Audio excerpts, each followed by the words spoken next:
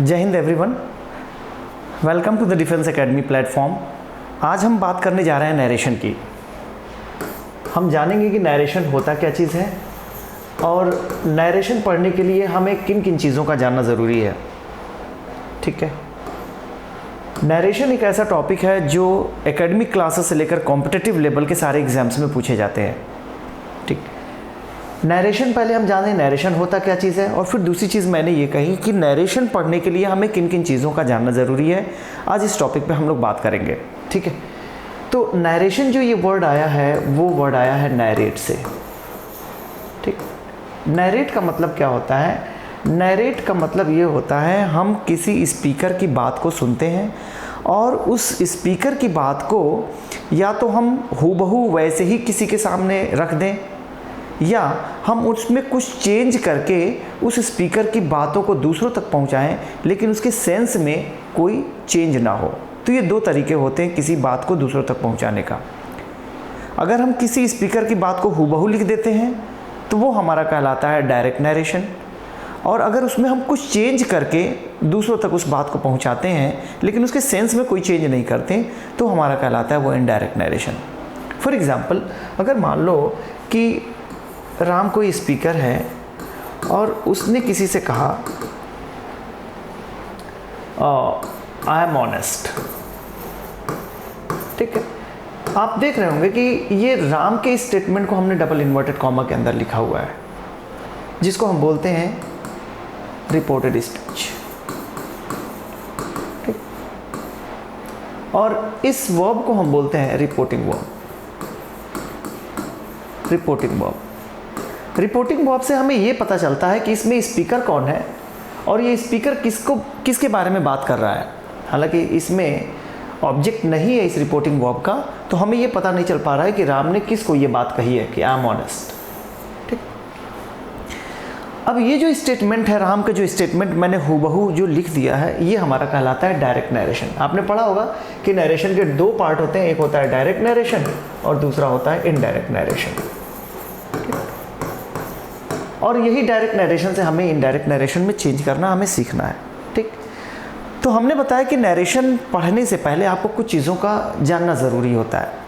सबसे पहले ये चीज़ कि ये डबल इन्वर्टेड कॉमा के अंदर लिखी गई जो बात होती है, जिसको हमने कहा अभी रिपोर्टेड स्पीच, इस रिपोर्टेड स्पीच के सेंटेंस को आपको पहचानना ज़रूरी है। ठीक है, सिर्फ सेंटेंस को पहचानना ही ज़रूरी नहीं है, बल्कि इसमें किस टेंस का यूज़ किया गया है ये भी चीज़ पहचानना ज़रूरी है। दो चीज़ें हो गई। सेंटेंस में क्या पहचानेंगे? आपने पढ़ा होगा सेंटेंस के टाइप्स। बेसिकली हम सेंटेंस के 5 टाइप्स हम बात करते हैं। थोड़ा सा मैं इसके बारे में डिस्कस कर लेता हूँ, वरना वीडियो तो बहुत लंबी हो जाएगी। पहली चीज़ है असर्टिव, सेकेंड हम पढ़ते हैं इंट्रोगेटिव, थर्ड हम पढ़ते हैं इम्परेटिव, फोर्थ पढ़ते हैं एक्सक्लेमेटरी, और इसके बाद हम पढ़ते हैं ऑप्टेटिव। तो ये 5 तरीके के सेंटेंस होते हैं। अब ये रिपोर्टेड स्पीच का सेंटेंस जिस भी तरीके का होगा उसके सेंस के अकॉर्डिंग हम रिपोर्टिंग वर्ब को चेंज कर देंगे। अगर इसमें सिंपल एक स्टेटमेंट की बात कही गई है, या इसमें क्वेश्चन की बात की गई है, इसमें ऑर्डर एडवाइस रिक्वेस्ट की बात की गई है, या कोई एक्सक्लेमेशन किया गया है, ठीक है ना, सडन सरप्राइज की बात हुई है, ठीक है, या हम प्रे कर्स की बात कर रहे हैं, विश की बात कर रहे हैं, तो ये सारे सेंस जो हमारे सेंटेंस से आएंगे उसके सेंस के अकॉर्डिंग हम रिपोर्टिंग वर्ब को चेंज कर देंगे। एक तो ये चीज़ होनी चाहिए। दूसरी चीज़ हमें ये पहचानना आना चाहिए कि इस सेंटेंस में जो लिखा गया है, ये जो सेंटेंस हमने लिखा है, इसमें हमारा ये टेंस कौन सा यूज़ हुआ है। क्यों ये चीज़ें हम बात कर रहे हैं? क्योंकि जब भी हमारा रिपोर्टिंग वर्ब अगर पास्ट में होता है तो हम रिपोर्टेड स्पीच के टेंस को उसके पास्ट में चेंज कर देते हैं। ये बेसिक कॉन्सेप्ट है जो आपको पता होना चाहिए। रिपोर्टिंग वर्ब अगर हमारा पास्ट में लिखा गया है तो रिपोर्टेड स्पीच के टेंस को हम पास्ट में चेंज कर देते हैं। Got it? इसलिए आपको टेंस का पहचानना ज़रूरी है। क्लियर है? समझ में आ रही है यहाँ तक बात? ठीक है, तो आप यहाँ पे देख रहे हैं कि हमारा रिपोर्टिंग वर्ब पास्ट में है, तो डेफिनेटली हम इसको क्या करेंगे, ये जो टेंस होगा उसके हम पास्ट में चेंज कर देंगे। दूसरी चीज़, अगर हमारा ये रिपोर्टिंग वर्ब अगर मान लो कि ये प्रेजेंट में होता, कैसे हम पहचानते हैं प्रेजेंट, पास्ट, फ्यूचर? ये हम सारे वर्ब से ही पहचानते हैं। क्योंकि टेंस आपने पढ़ा होगा, ये टेंस जो होते हैं ये वर्ब के फॉर्म्स होते हैं, यानी वर्ब के फॉर्म्स को अगर आपने पहचान लिया तो टेंस को पहचान लिया। तो अगर आपकी ऐसे लिखा होता या अगर विल शैल के साथ अगर लिखा होता, ठीक है, तो इस तरीके के अगर यहाँ पर रिपोर्टिंग वर्ब होता तो रिपोर्टेड स्पीच के टेंस में कोई चेंज नहीं होता। ठीक है, इतनी बेसिक चीज़ें मेरे ख्याल से आपको समझ में आ गई होंगी। अब आते हैं हम दूसरी चीज़ पर। ठीक, जैसा कि हमने सेंटेंस लिखा था, आपको याद दिला दूँ, लिखा था मैंने राम सेड, ठीक, what Ram said, I am honest. ठीक है, ये बातें हमने लिखी थी।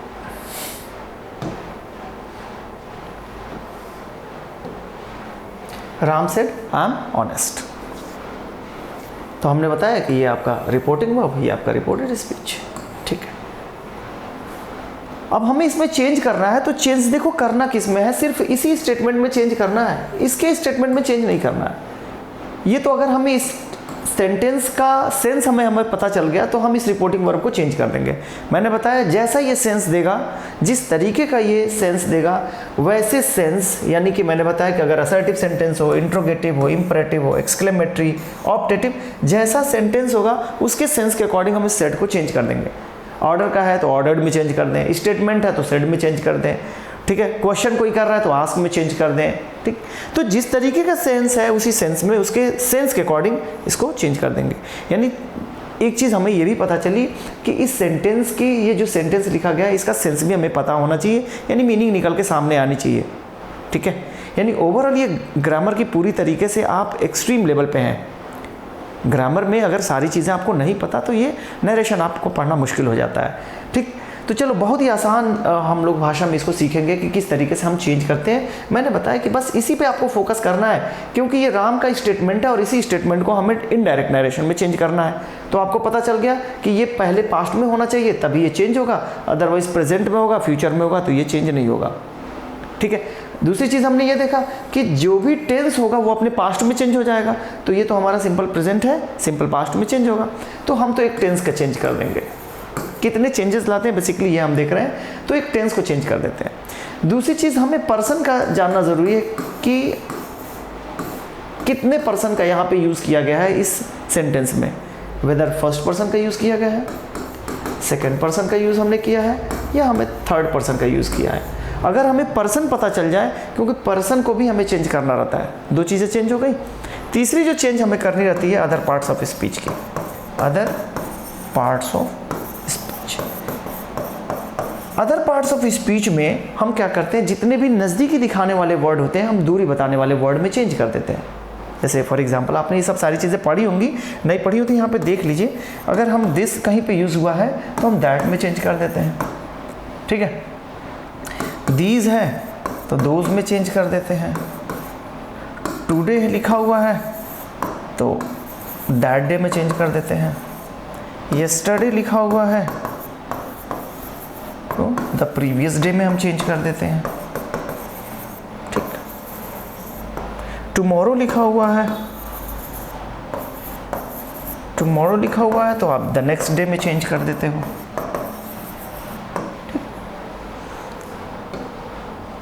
इसके बाद से अगर मान लो हैंस लिखा हुआ है या हियर लिखा हुआ है तो हम देयर में चेंज कर देते हैं। तो ये कुछ वर्ड्स हैं जिनको हम चेंज कर देते हैं, यानी कि जितने भी नज़दीकी बताने वाले वर्ड होते हैं दूरी बताने वाले वर्ड में चेंज कर देते हैं। फिर सवाल पैदा होता है कि ये ऐसा हम करते क्यों है। हम हर एक सेंटेंस को जब पास्ट में दिया हो तभी हम दूसरे यानी रिपोर्टेड स्पीच को चेंज कर रहे हैं, अदरवाइज़ नहीं कर रहे हैं। तो इसका सिंपल सा लॉजिक यही है कि अगर मान लो कि मैंने कोई बात आपसे कही, ठीक है, तो आप मेरी बातों को मेरे कहने के बाद ही नैरेट करोगे, और जब नैरेट करोगे दूसरों से तो मेरी कही गई बात तो पास्ट की हो चुकी होगी ना। इसका मतलब आप किसी स्पीकर के बात को दूसरों तक जब नैरेट करने जा रहे हैं तो वो स्टेटमेंट उसका पास्ट का हुआ रहता है, तभी आप नैरेट कर पाते हो। ठीक है, यही बस रीज़न है कि जितने भी सेंटेंस होते हैं वो अपने पास्ट में चेंज हो जाते हैं। क्लियर है? तो टेंस पे अच्छी पकड़ हो, प्रोनाउन अच्छे से आप पहचान लेते हो, ठीक है, अदर पार्ट्स ऑफ स्पीच आप अच्छे से पहचान लें। अब देखिए बिल्कुल आसान है चेंज करना। चलिए इसको हम चेंज करके देखते हैं। अगर आपको पता हो, यहाँ पे नहीं पता हो तब भी काम चल जाएगा, यहाँ से तो आप समझ ही रहे हैं, सीख ही रहे हैं। तो ये रिपोर्टेड स्पीच अगर आप देखें तो रिपोर्टेड स्पीच जो है हमारा, ये रिपोर्टेड स्पीच ये हमारा सिंपल प्रेजेंट में है। सिंपल प्रेजेंट चेंज होता है सिंपल पास्ट में, और जब सिंपल पास्ट में चेंज होता है तो ये हमारा वर्ब भी चेंज होता है, यानी ये चेंज हो जाएगा वॉज में या वर में।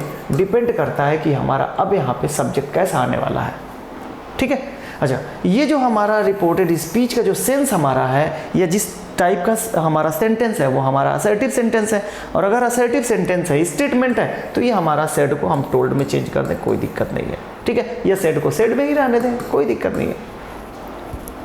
राइट, तो यहाँ पे हमने कहा राम टोल्ड। अब यहाँ पे जब हम इनडायरेक्ट नरेशन में चेंज करेंगे तो ये कॉमा और डबल इन्वर्टेड कॉमा हट जाता है और यहाँ पे कंजंक्शन आ जाता है दैट। ध्यान रखिए।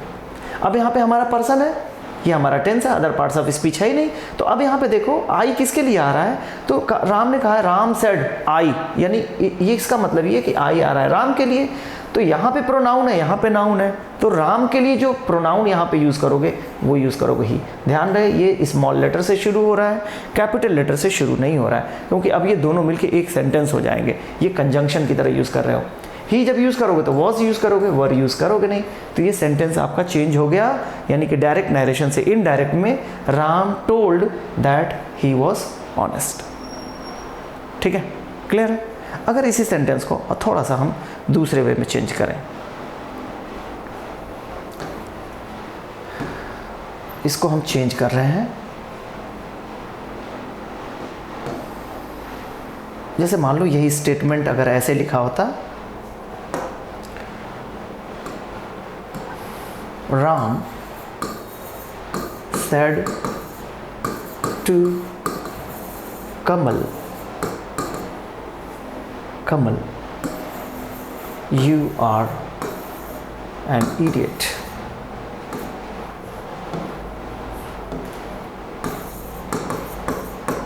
बड़े आसान से सेंटेंस है, पहले समझाने के लिए मैं यूज़ कर रहा हूँ, बाद में हम लोग प्रैक्टिस भी करेंगे।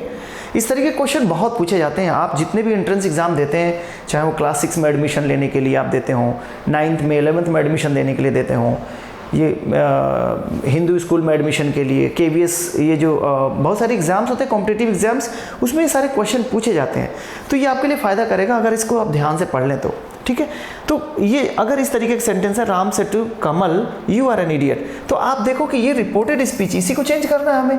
तो रिपोर्टेड स्पीच में ये स्टेटमेंट जो है वो राम का है, और राम कह किसको रहा है, कमल को कह रहा है, यानी पूरा का पूरा स्टेटमेंट राम का ही है। ठीक है, अगर अभी हमें चेंज करना है तो हमने बताया सबसे पहले आप रिपोर्टेड स्पीच के वर्ब को देखो। रिपोर्टेड स्पीच का वर्ब है पास्ट में, इसका मतलब ये पास्ट में चेंज होगा। अब ये सेंटेंस को पहचानो और इसके टेंस को पहचानो। अगर हम देखें कि ये सेंटेंस किस तरीके का सेंटेंस है, सेंटेंस जो हमारा है ये असर्टिव सेंटेंस है, एक स्टेटमेंट है जो राम ने कही है, असर्टिव सेंटेंस है। अगर असर्टिव सेंटेंस है, इस सेड टू को सीधे क्या कर दो, टोल्ड में चेंज कर दो, राम टोल्ड कमल। ये डबल इन्वर्टेड कॉमा हटाओ और यहाँ पे क्या कर दो, कंजंक्शन लगा दो, दैट। अब यहाँ पे ये है पर्सन, ये है आपका वर्ब, बस यही चेंज करना है, सारी चीज़ें वही रहेंगी। तो ये पर्सन यू किसके लिए आ रहा है, कमल के लिए आ रहा है। राम ने कमल के लिए कहा है ना कि यू आर एन इडियट, सो यहाँ पे यू जो है कमल के लिए आ रहा है, कमल के लिए क्या प्रोनाउन होगा, ही। अब लेकिन यहाँ पे समटाइम्स जब ये रिटन में जब आता है तो ही तो राम के लिए भी आ सकता है, ही कमल के लिए भी आ सकता है, तो कन्फ्यूज़न होता है। तो उस कन्फ्यूज़न को अवॉइड करने के लिए जनरली हम यहाँ पे नाम भी लिख देते हैं कि ही आ किसके लिए रहा है। ठीक है, आर हटाया, इसको पास्ट टेंस में ले जाएंगे तो क्या हो जाएगा, वॉज हो जाएगा। तो ये पूरा का पूरा स्टेटमेंट, ये डायरेक्ट नरेशन चेंज हो गया इनडायरेक्ट नरेशन में। Ram told Kamal that he was an idiot, means Kamal was an idiot. Change कर दिया, कोई दिक्कत। अगर मान लो ये सेंटेंस पास्ट में होता, ठीक है, मैं बस इसको सिखा रहा हूँ कि किस तरीके से आप करोगे। अगर सेंटेंस मान लो कि यही सेंटेंस आपका पास्ट में होता, ये लिखा होता ऐसे, राम टोल्ड कमल, कमल